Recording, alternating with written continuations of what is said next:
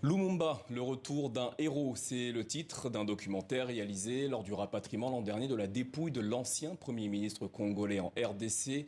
Ce film raconte les célébrations hautement politiques de ce retour, tout en cherchant à savoir quelle est l'empreinte laissée par Patrice Lumumba 61 ans après sa disparition. Pour en parler, nous recevons Quentin Noirfalis, un des réalisateurs de ce documentaire. Bonsoir et merci d'être avec nous. Regardons tout d'abord ensemble un extrait de la bande-annonce et on en parle juste après. We zijn chirurgen, we kennen dat allemaal niet. Dus die lichaam moest handelbare stukken gezaagd worden en dan in dat vat van 200 liter.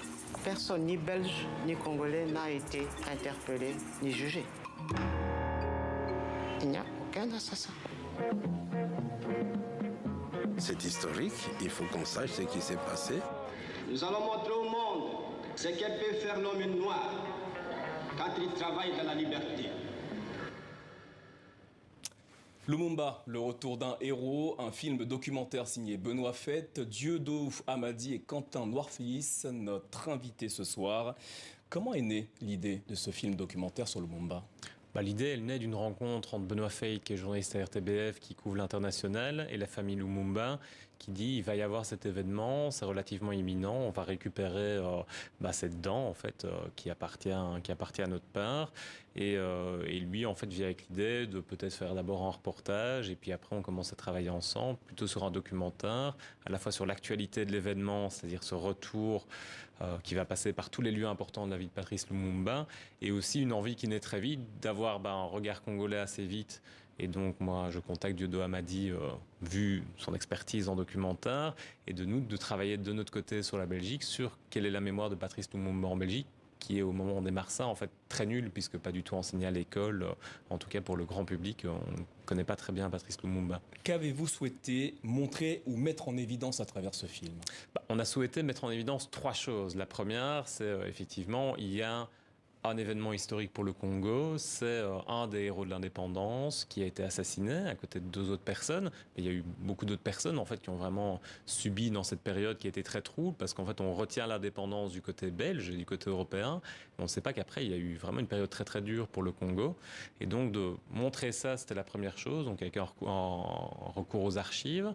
Montrer qu'ensuite il y a une mémoire qui est en cours de construction et au Congo et en Belgique autour de ça. Et que la troisième chose, c'est que la diaspora congolaise, en tout cas en Belgique, joue un rôle très très important là-dedans.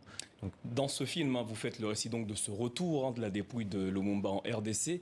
Lors de ces commémorations qui ont duré plusieurs jours, quels sont les faits qui ont le plus attiré votre attention ? Alors nous, ce qui a attiré notre attention, c'est il y a eu deux regards. Donc en fait, il y a eu le regard de Dieudo qui était attiré par certains aspects, et puis notre regard était attiré par d'autres aspects.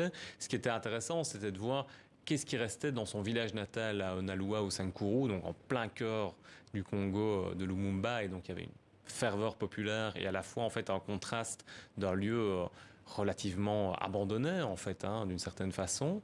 Et puis après il y avait tous les autres lieux, Kisangani où il a fait ses armes politiques, Chilatembo près de Lubumbashi où il était assassiné, dans l'ancien Katanga sécessionniste, et puis après, comment est-ce que ça s'est passé à Kinshasa. Ce qui était assez intéressant, c'est que selon chacun des lieux, le film essaye de montrer ça, la réception est différente en fait. C'est-à-dire, il n'y avait pas la même ferveur ? Alors, clairement, dans son village natal, il y avait une ferveur parce que c'était un événement assez important. Moi, j'ai senti plutôt qu'au Katanga, il y avait un rapport un peu compliqué à ce que pouvait être la mémoire, parce que le fait qu'il y ait eu cette sécession katangaise appuyée par la Belgique, etc., à l'époque, et que Lumumba ait été envoyé là-bas. Ce qui a un peu signé sa fin et qui a signé la fin de Okito Mpolo aussi, ces deux collaborateurs, font qu'il y a aussi un rapport à avoir historique par rapport à ce qui s'est joué à cette époque-là en termes de tentative de la Belgique de reprendre la main en fait vraiment sur l'endroit où le pouvoir économique congolais se jouait à cette époque-là au niveau des mines, qui est très peu connu en Belgique par ailleurs. Et au niveau de Kinshasa, ce qui était intéressant, c'est qu'évidemment, le pouvoir marquait quelque chose dans son programme. Le pouvoir en place disait, voilà, nous l'avons fait, là où les régimes précédents ne l'ont pas fait. Votre documentaire en revient notamment sur les deux compagnons de Patrice Lumumba, Maurice Mpolo et Joseph Okito, assassinés à ses côtés, mais oubliés lors de ces commémorations. Regardons justement un extrait dans lequel apparaît et s'exprime la fille de Maurice Mpolo, et on revient. Si c'était par amour, il allait honorer tous les trois. Mais comme le nom de Lumumba est devenu un nom commercial. Tous se disent lumumbistes, alors faisons ça pour Lumumba. Ils ont été assassinés dans un même endroit, même cause. Pourquoi les séparer? Et comment moi je peux être là sans voir le cercueil de mon père? Dans quel état je peux me mettre? Dans quel état?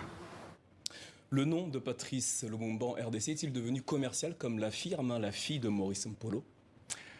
Alors, je ne sais pas si moi je suis la personne la mieux placée pour répondre à ça. Ce que je pense, en fait, qui est assez intéressant, c'est qu'effectivement, on a, au fur et à mesure de l'histoire, je veux dire, le fait que Mobutu, par exemple, ait érigé Patrice Lumumba au rang de héros national alors qu'il a joué un rôle dans son arrestation, dans sa mise en résidence surveillée, et puis après, il a aussi laissé faire au moment où il a été envoyé au Katanga, montre qu'on a des successions de régimes politiques qui effectivement se sont emparés de la figure de Lumumba, chacun avec des intérêts politiques certains. Alors justement, en parlant de la figure de Lumumba, quel héritage y a-t-il aujourd'hui de cet homme en RDC? Moi, je pense, en fait, il y a d'un côté un héritage auprès des historiens, etc. On interviewe Isidore Ndaiwel dans le film, etc., qui rappelle que dans le discours de Lumumba, il y a deux parties. Il y a la dénonciation des crimes de la colonisation et il y a ensuite la vision panafricaniste de Lumumba. La vraie transformation politique de Lumumba, c'est au moment où il rentre en contact avec le panafricanisme, donc Kwame Nkrumah, etc. Il va à Accra, il rentre dans ce mouvement-là, qui est un mouvement de pays plutôt non alignés, parce qu'on l'a toujours catalogué comme étant un communiste, mais Lumumba, c'est plutôt quelqu'un qui vint aux racines du panafricanisme et qui est intéressé par ce mouvement des pays non alignés. C'est pour ça que ses enfants vont se retrouver chez Nasser, ils avaient des liens très forts. Donc c'est évidemment une émancipation par rapport aux pouvoirs économiques coloniaux, et ça a été un de ses grands problèmes. Dans le film, on interviewe une personne, un haut fonctionnaire belge aujourd'hui décédé, je ne vais pas tout spoiler, mais qui dit qu'ils étaient clairement là pour continuer à faire tourner la machine. Et donc l'héritage de Lumumba, c'est une réflexion très claire sur ce que peut devenir l'indépendance économique, politique, culturelle des pays africains et a fortiori du Congo. Enfin, en amont, ce film sera-t-il diffusé prochainement en RDC? On espère pouvoir le diffuser au mois de septembre dans tous les endroits et surtout auprès des écoles. Quentin Darfilis, merci d'être venu nous parler de votre film Lumumba, le retour d'un héros. Merci à vous.